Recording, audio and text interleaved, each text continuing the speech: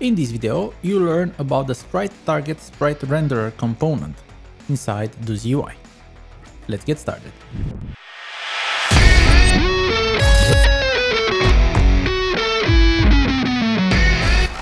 The Sprite Target SpriteRenderer changes the sprite of a target renderer depending on the selected active variant of a theme. So I'm going to create a 2D object and I'm going to say sprite. Let's center it. Let's reset. All right. And let's add a image so we can actually see it. What I would like to do is to be able to change this sprite depending on what active variant my selected theme has. And in order to do that, we use the Sprite Target SpriteRenderer. To add this component, you'll simply click Add Component, go to Doozy, Themes, Targets, and here we have Sprite Target SpriteRenderer. Another way of doing it is just to write Sprite, and you will have fewer options to choose from. So here we are looking for Sprite Target SpriteRenderer. And here the first theme is another theme because they are alphabetically sorted, is selected. And I can see that the active variant is number 3. Here we have two things, main icon and second icon. Let's rename them in icon 1 and icon 2. And you can see that the names also change here. Because this system uses GUIDs instead of strings, it doesn't matter what you name them, they're always synchronized. So let's go with icon 1.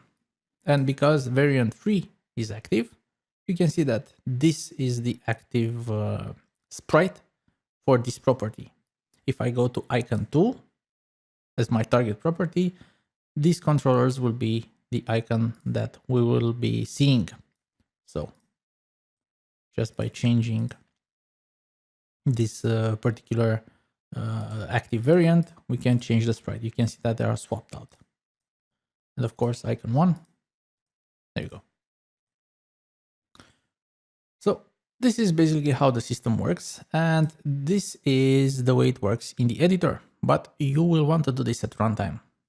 And we also have some buttons. So we have 3 buttons. They're just simple buttons with a name. So button 1, button 2, and button 3. And here we have a graph controller that has a graph right here. And we have 3 portal nodes. And each node listens for one of these buttons. The first portal node listens for button 1, the second one for button 2, and the third one for button 3. And upon clicking button 1, it will activate a theme node that activates variant 1. For button 2, we will activate variant 2. And for the third button, we activate variant 3. So it's basically very simple and you do not have to write a single line of code. So let's enter play mode. And if you'll see that when I click 1, this will get active. So 1, 2, 3. 1, 2, 3. And we can also see how the active variant changes. So we have 1, 2, 3 here. You can name them light, dark, and whatever. I just name them 1, 2, 3 so it's easier to understand. And this is it for the system. It basically swaps out sprites for sprite renderer components. And that's it for the Sprite Target renderer. Thank you.